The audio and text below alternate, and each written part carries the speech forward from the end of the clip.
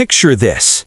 You planted an apple tree 3 years ago, spent $50 at the nursery, dug the hole, mulched it, watered it religiously. That tree is now taking up 400 square feet of your yard and has given you exactly 0 apples. Meanwhile, your neighbor planted 6 small bushes in a 50-square-foot corner of her yard, same time you planted that apple tree. She's been harvesting fresh fruit every single week from May through October, pounds and pounds of it, berries, nuts, superfood fruits you can't even buy at the store. Those 6 bushes cost her less combined than your one tree. They started producing in year 1, and they're giving her more total food than your apple tree will produce in its first decade. This isn't theory. This is what happens when you stop thinking about fruit trees and start thinking about high-yield, food-producing bushes. Today, I'm walking you through the bushes that produce 10 times more food, 10 times faster, in 10 times less space than traditional fruit trees. Some of these you've heard of, most you haven't, and the last one on this list can produce 100 pounds of fruit per year while surviving winters that kill everything else. Welcome back to Nature and Green Focus. If you're building a backyard food system, starting a survival garden, or just trying to become more self-sufficient without waiting a decade for fruit trees to produce, this is for you. Hit that subscribe button because we put out food-independent strategies every single week. Smash that like button so this reaches people before they waste another year waiting for fruit trees that aren't producing. Here's what we're covering. 9 bushes that outproduce fruit trees in speed, volume, and space efficiency. Let's get into it. Bush 9. Currants. Number 9. Currants, the European staple Americans forgot about. Red currants, black currants, white currants, they're all absurdly productive for their size. A mature currant bush is maybe 4 feet tall and 4 feet wide, 16 square feet of garden space. That tiny bush produces 8 to 12 pounds of fruit per year once established. It starts producing in year 2. By year 3, you're getting full harvests. Compare that to an apple tree that takes 6 to 10 years to produce anything meaningful. Currants are also one of the most nutritionally dense fruits you can grow. Black currants have 4 times the vitamin C of oranges. They're loaded with antioxidants. During World War II, Britain mass-produced black currant syrup as a vitamin C source when citrus imports stopped. The bushes tolerate partial shade, poor soil, and cold winters down to Zone 3. They're low maintenance. Plant them, mulch them, harvest annually for 15 to 20 years. One limitation: currants were banned in some U.S. states in the early 1900s because they can host white pine blister rust. That ban has been lifted in most states, but check your local regulations. Where legal, currants are productivity champions. Bush 8. Aronia berry.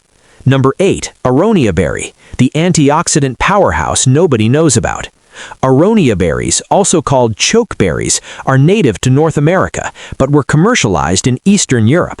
They contain the highest antioxidant levels of any berry ever tested, higher than blueberries, higher than acai, higher than anything. A mature Aronia bush produces 10 to 30 pounds of fruit per year. The bushes are compact, 5 to 6 feet tall. They start producing in year 2 or 3.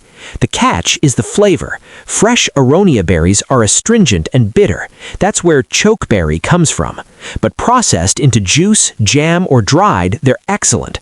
The health food industry is catching on. Dried Aronia berries sell for premium prices.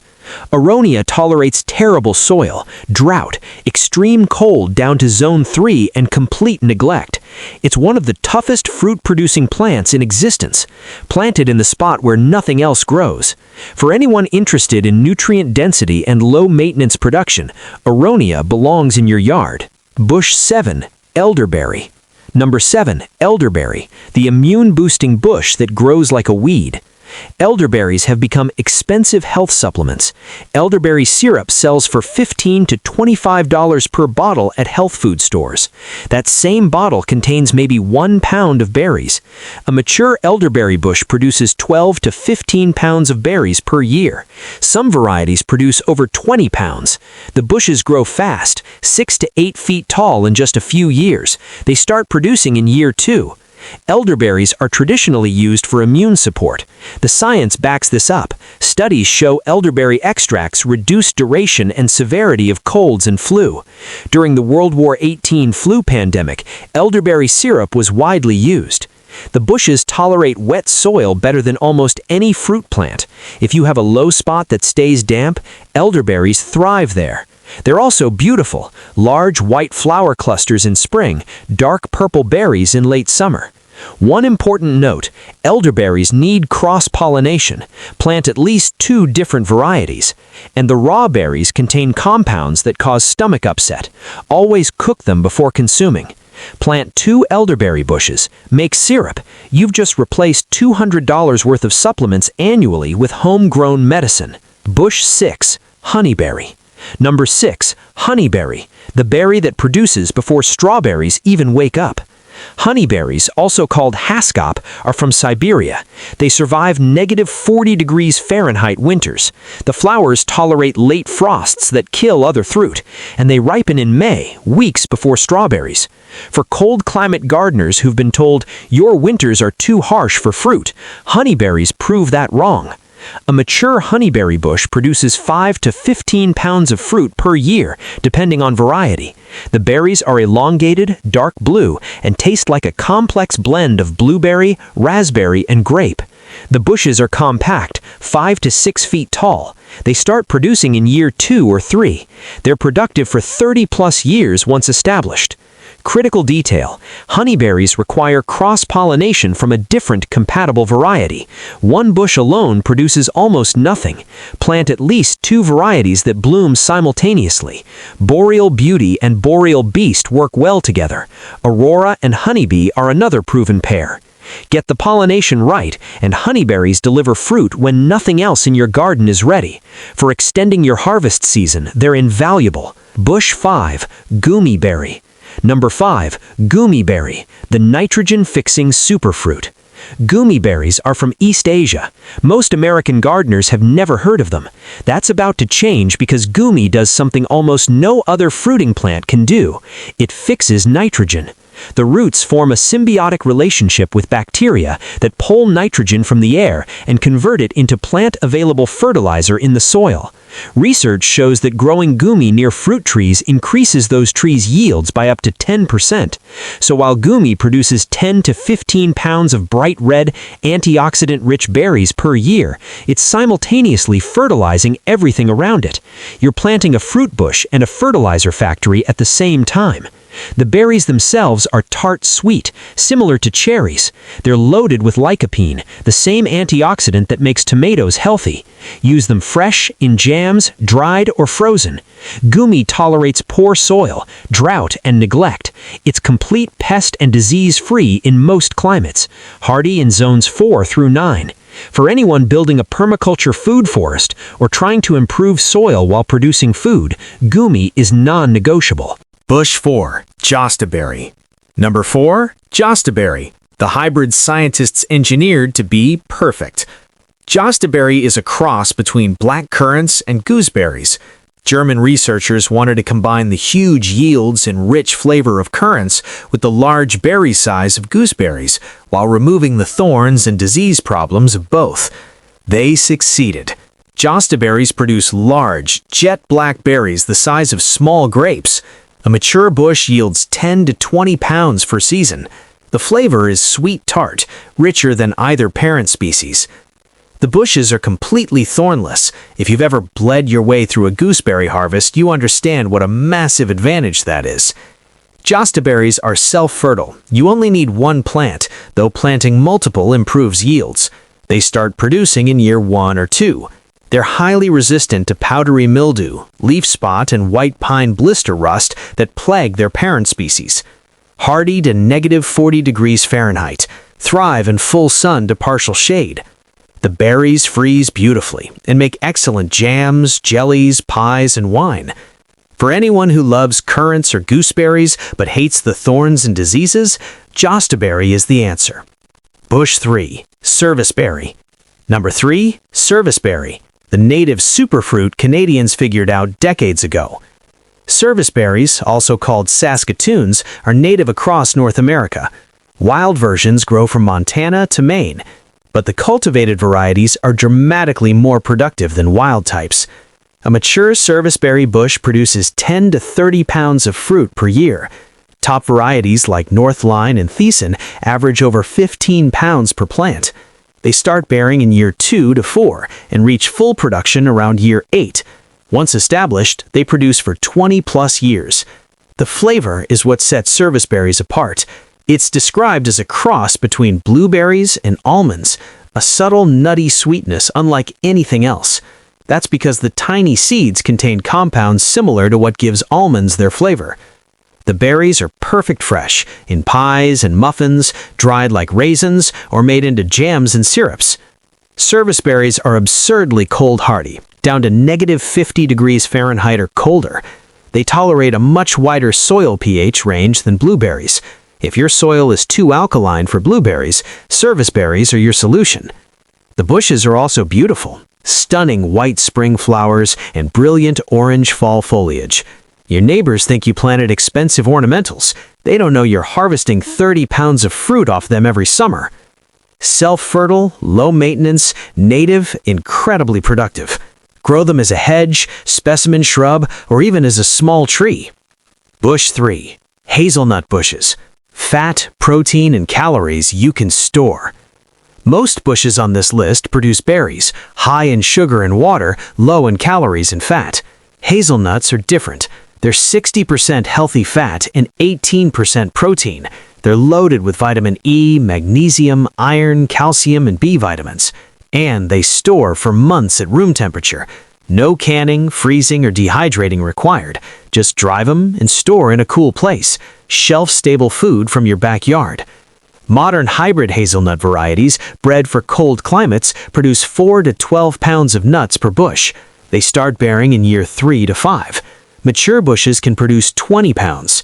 They remain productive for 40 to 50 years.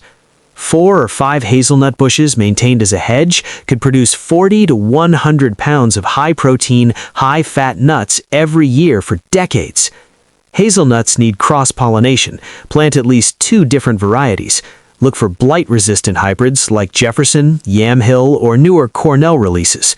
They're wind-pollinated, so pollen travels easily between nearby plants. Hardy in zones 4 through 9 with proper variety selection.